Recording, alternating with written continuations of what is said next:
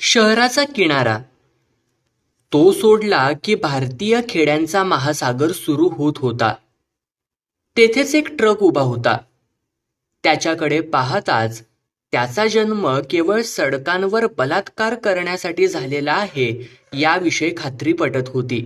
सत्याला जशा अनेक बाजू असतात तशा या ट्रकालाही अनेक बाजू होत्या. त्याच्याकडे एका बाजूने पाहून तो सडकेच्या मधोमध उभा आहे असे पोलीसवाले सांगू शकत होते, तर त्याच्याकडे दुसऱ्या बाजूने पाहून तो रस्त्याच्या कडेला आहे असे ड्रायव्हर म्हणू शकत होता. चालू फॅशनप्रमाणे ड्रायव्हरने ट्रकाचे उजवीकडील दार उघडून पंखासारखे पसरले होते. त्यायोगे ट्रकाचे सौंदर्य वाढले होते. त्याचबरोबर तो तेथे उभा असताना दुसरे कोणतेही वाहन तेथून जाऊ शकेल हा धोकाच उरला नव्हता. रस्त्याच्या एका बाजूला पेट्रोल पंप होता.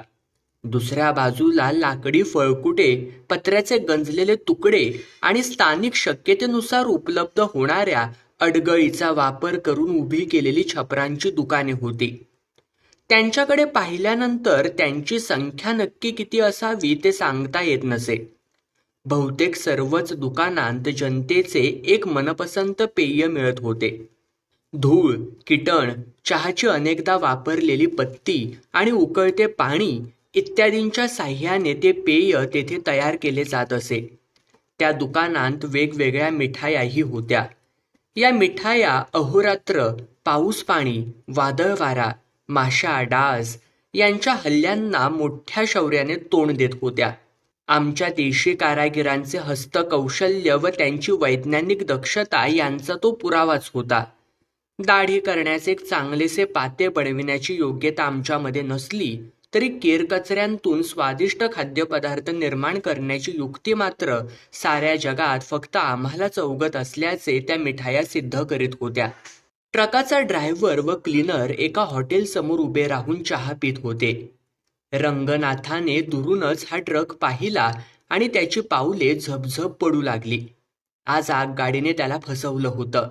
स्थानिक पॅसेंजर ट्रेन नेहमीप्रमाणे 2 तास लेट असेल असे समजून तो घरून निघाला होता. परंतु ती गाडी आज फक्त 1.5 तासच उशिरा येऊन निघून गेली होती.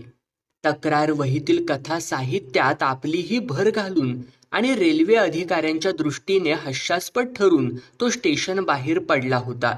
रस्त्याने येता येता त्याला हा ट्रक दिसला आणि त्याची कळी उमलली. तो ट्रक जवळ जाऊन पोहोचला तेव्हा क्लीनर व ड्रायव्हर चहाचे उरलेले घुटके घेत होते. इकडे तिकडे पाहत आपला आनंद लपवीत त्याने निर्विकारपणे ड्रायव्हरला विचारलं, काय ड्रायव्हर साहेब, हा ट्रक शिवपालगंजच्याच बाजूला जाणार ना? ड्रायव्हर जवळ पिण्यासाठी चहा आणि बघण्यासाठी दुकानदारीण होती. त्याने बेफिकीरपणे उत्तर दिले, होय होय, आम्हालाही नेता का तुमच्या बरोबर? 15व्या मैलाला आम्ही उतरू. शिवपालगंजपर्यंत जायचंय मला. ड्रायव्हरने दुकानदारिणीच्या साऱ्या शक्यता एका नजरेत मापल्या आणि मग रंगनाथकडे दृष्टी वळवली. आहाहाहा, काय ते रूप!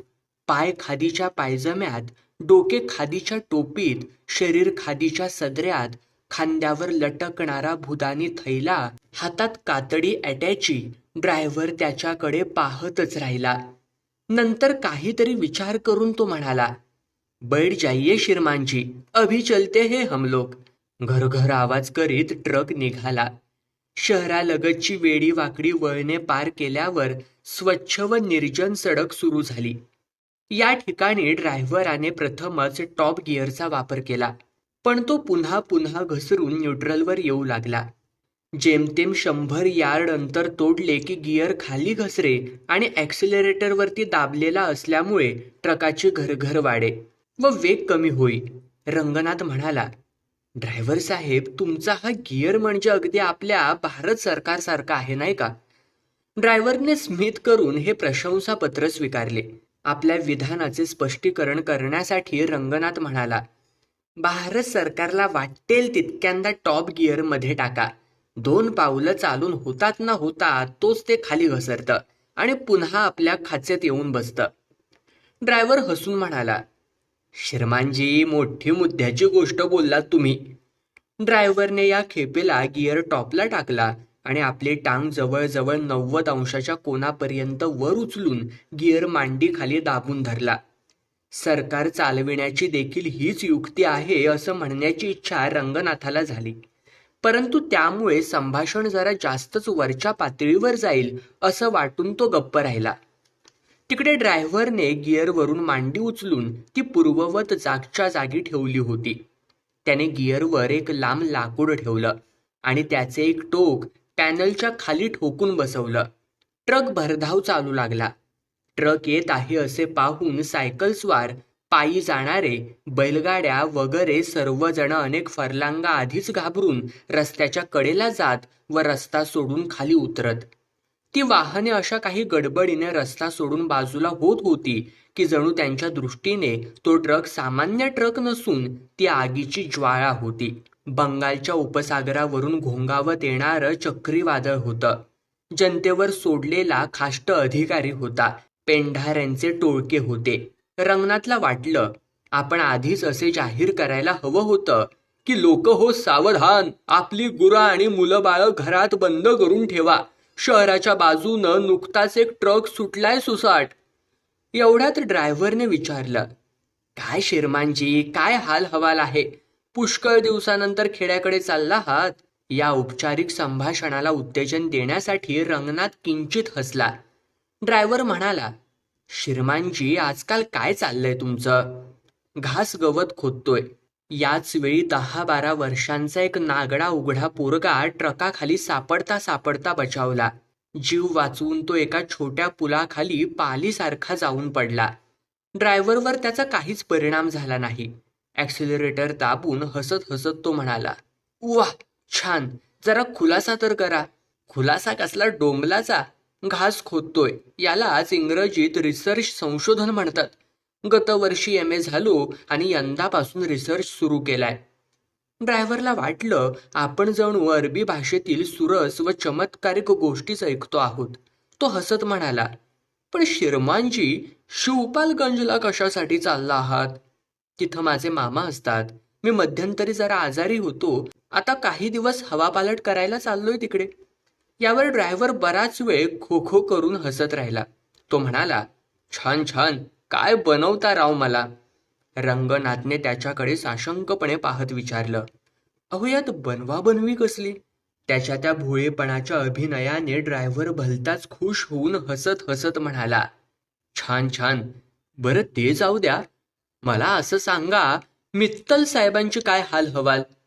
पोलीस कस्टडीत असलेल्या त्या आरोपीच्या खुनाची भानगड मिटली की नाही अजून? रंगनाथ घाबरून गार पडला. घोगऱ्या आवाजात तो म्हणाला, अहो, मला काय माहीत हा मित्तल कोण, कुठला तो? ड्रायव्हरच्या हसण्याला ब्रेक लागला. ट्रकाचा वेगही थोडासा मंदावला. त्याने रंगनाथकडे एकदा निरखून पाहिलं आणि विचारलं, तुम्ही मित्तल साहेबांना ओळखत नाही? हा, नाही नाही. जैन साहेबांना? मुळीच नाही. ड्रायव्हर खिडकीतून बाहेर पचकन थुंकला आणि त्याने सरळ सरळ प्रश्न केला, तुम्ही CIDत तर काम करत नाही ना? रंगनाथ वैतागून म्हणाला, CID? ही काय भानगड आहे? ड्रायव्हरने कुसासा सोडला आणि तो समोर रस्त्याकडे पाहू लागला. काही बैलगाड्या समोरून चालल्या होत्या. जेव्हा आणि जेथे संधी मिळेल तेव्हा आणि तेथे आरामात ताणून देणे आपले कर्तव्य आहे, या लोकप्रिय सिद्धांतानुसार गाडीवान बैलगाड्यांवर पहुडले होते आणि तोंडावरून पांघरून घेऊन आरामात झोपले होते. बैल आपल्या लायकीमुळे नव्हे तर सवयीप्रमाणे निमूटपणे गाडी फरफटत चालले होते. हेही जनता जनार्दनाचेच एक रूप होतं. पण आता काही बोलण्याची हिंमत रंगनाथाला झाली नाही. CIDच्या उल्लेखाने तो अस्वस्थ झाला होता. ड्रायव्हरने प्रथम रबरी हॉर्न वाजवला. नंतर त्याहून कर्कश असा दुसरा हॉर्न वाजवला. त्यात संगीताचे आरोह अवरोह असले तरी तो फारच भयंकर होता. पण गाड्या त्याच्याकडे दुर्लक्ष करून तशाच चालत राहिल्या. ड्रायव्हर खूप वेगाने ट्रक चालवित होता आणि बैलगाड्यांवरून तो पुढे नेण्याची त्याची मनीषा होती. परंतु गाड्यांजवळ पोहोचता पोहोचता बहुधा अचानकपणे त्याच्या लक्षात आले असावे की आपण हेलिकॉप्टर चालवत नसून ट्रक चालवत आहोत. त्याने एकदम ब्रेक लावला. पॅनलला अडकवलेले लाकूड खाली पाडले. गिअर बदलला आणि बैलगाड्यांना जवळजवळ घासतच तो पुढे निघून गेला. पुढे गेल्यावर त्याने तुच्छतेच्या स्वरात रंगनाथला म्हटलं, तू सीआयडीत नाहीस तर मग ही खादी कशाला अंगावर घातली आहेस? त्याच्या या हल्ल्याने रंगनाथांची पाचावर धारण बसली. तरी पण हा प्रश्न सामान्य चौकशीच्या स्वरूपाचा असावा असं समजून तो म्हणाला, खादी तर आजकाल सर्वच लोक वापरतात. कुणी भला माणूस खादी वापरतो वाटतं. असे म्हणून तो पुन्हा एकदा खिडकीबाहेर तोंड काढून थुंकला आणि त्याने गिअर टॉपला टाकला. ट्रकाच्या मागून बऱ्याच वेळापासून एक हॉर्न वाजत असलेला ऐकू येत होता. रंगनाथाला तो ऐकू येत होता आणि ड्रायव्हर तो ऐकून न ऐकल्यासारखं करीत होता. थोड्या वेळानंतर मागल्या बाजूनं क्लिनराने लोंबकळत ड्रायव्हरच्या कानशिलाजवळ खिडकीवर खटखट असा आवाज करण्यास सुरुवात केली. त्याबरोबर ड्रायव्हरने वेग कमी केला आणि ट्रक रस्त्याच्या डाव्या बाजूला घेतला. हॉर्नचा आवाज एका स्टेशन वॅगनमधून येत होता. ती स्टेशन वॅगन उजव्या बाजूने पुढे गेली. तिने आपला वेग कमी केला. तिच्यातून बाहेर आलेल्या एका खाकी हाताने ट्रकाला थांबण्याची खूण केली. दोन्ही गाड्या थांबल्या. स्टेशन वॅगनमधून एक अधिकाऱ्यासारखा दिसणारा पट्टेवाला आणि पट्टेवाल्यासारखा दिसणारा अधिकारी खाली उतरला. खाकी कपडे घातलेले 2 शिपाईही खाली उतरले. ते खाली उतरताच त्यांनी पेंढाऱ्यांप्रमाणे लुटालूट व हिसकाहिसकी सुरू केली. कुणी ड्रायव्हराचे ड्रायव्हिंग लायसन्स हिसकावून घेतले, कुणी रजिस्ट्रेशन कार्ड काढून घेतलं. एक जण बॅकव्ह्यू मिरर वाकडा तिकडा करून पाहू लागला तर दुसरा ट्रकचा हॉर्न वाजवू लागला. कोणी ब्रेक तपासू लागला. त्यांनी फुटबोर्ड हलवून पाहिला. दिवे लावले. मागील बाजूस वाजणारी घंटी वाजवली. त्यांनी जी जी गोष्ट तपासली ती सदोष निघाली. जे पहावे त्यात काहीतरी गडबड असल्याचे त्यांना आढळून आले. अशा प्रकारे त्या 4 जणांनी 4 मिनिटांत जवळजवळ 40 दोष शोधून काढले आणि मग एका झाडाखाली उभं राहून शत्रूचा समाचार कसा घ्यावा याचे खलबत सुरू झालं. रंगनाथ एका दुसऱ्या झाडाखाली जाऊन उभा राहिला. तिकडे ड्रायव्हर व चेकिंग स्क्वॉड यांच्या ट्रकाच्या एकेका भागासंबंधी चर्चा सुरू झाली होती. बघता बघता ती चर्चा ट्रकाच्या अंगप्रत्यंगावरून घसरून देशाची सर्वसामान्य स्थिती व आर्थिक दुरावस्था यांवर येऊन ठेपली आणि थोड्याच वेळात उपस्थित लोकांच्या लहान लहान उपसमित्या तयार झाल्या. त्या वेगवेगळ्या झाडांखाली बसून एकेका विषयातील विशेषज्ञ या नात्याने विचारविनिमय करू लागल्या. पुष्कळ वादविवाद झाल्यावर एका झाडाखाली खुले अधिवेशन भरले आणि थोड्या वेळानंतर ते अधिवेशन संपणार असा रंग दिसू लागला. अखेर रंगनाथाला अधिकाऱ्याचा किनरा आवाज ऐकू आला. क्यो मिया अशफाक, तुझं काय मत आहे? सोडून द्यायचं? पट्टेवाला म्हणाला, दुसरं काय करणार हुजूर, किती खटले भरणार तुम्ही? एखादा दोष असला तर खटला भरण्यात फायदा. इकडच्या तिकडच्या गोष्टी झाल्यावर अधिकारी म्हणाला, अच्छा जाओ जी बंटा सिंग, तुला सोडून देतो. ड्रायव्हर खुशामत करीत म्हणाला, शिरमानजी, आपल्या खेरीज एवढा उपकार दुसरा हो कोण करणार? तो अधिकारी बऱ्याच वेळापासून दुसऱ्या झाडाखाली उभ्या असलेल्या रंगनाथाकडे पाहत होता. तो सिगारेट शिलगावीत त्याच्याकडे आला आणि म्हणाला, तुम्ही याच ट्रकातून चालला आहात वाटतं? होय होय. तुमच्याकडून यानं भाडं तर घेतलं नाही ना? नाही. अधिकारी म्हणाला, तुमचे कपडे पाहूनच मी ते ओळखलं होतं, पण तपास करणं माझं कर्तव्य होतं. त्याला चिडविण्यासाठी रंगनाथ म्हणाला, ही खरी खादी थोडीच आहे, ही गिरणीची खादी. तो आदराने म्हणाला, अहो साहेब, खादी ती खादी, तिच्यात खरी खोटी हो कसली आले? अधिकारी निघून गेल्यावर ड्रायव्हर व पट्टेवाला रंगनाथाजवळ आले. ड्रायव्हर त्याला म्हणाला, जरा 2 रुपये काढा बघू. त्याने तोंड फिरवून कडवटपणे म्हटलं, म्हणजे काय? मी रुपये कशासाठी देऊ? ड्रायव्हरने पट्टेवाल्याचा हात धरून म्हटलं, चला शिरमानजी, तुम्ही माझ्याबरोबर या. जाता जाता तो रंगनाथाला म्हणाला, तुझ्यामुळे तर माझं चेकिंग झालं आणि माझ्या अडचणीच्या वेळी तूच असं बोलतोयस. हेच तुझं शिक्षण वाटतं? आजचे आपले शिक्षण म्हणजे रस्त्यात पडलेले बेवारशी कुत्रे आहे. कोणीही येता जाता त्याला लाथ मारावी. ड्रायव्हरही जाता जाता त्याला एक ठोकर मारून पट्टेवाल्याबरोबर ट्रकाकडे गेला. रंगनाथाने पाहिलं, अंधार पडू लागला आहे. आपली अटॅची ट्रकात ठेवलेली आहे. शिवपालगंज अजून 5 मैल दूर आहे आणि आपल्याला इतरांच्या सहानुभूतीची गरज आहे.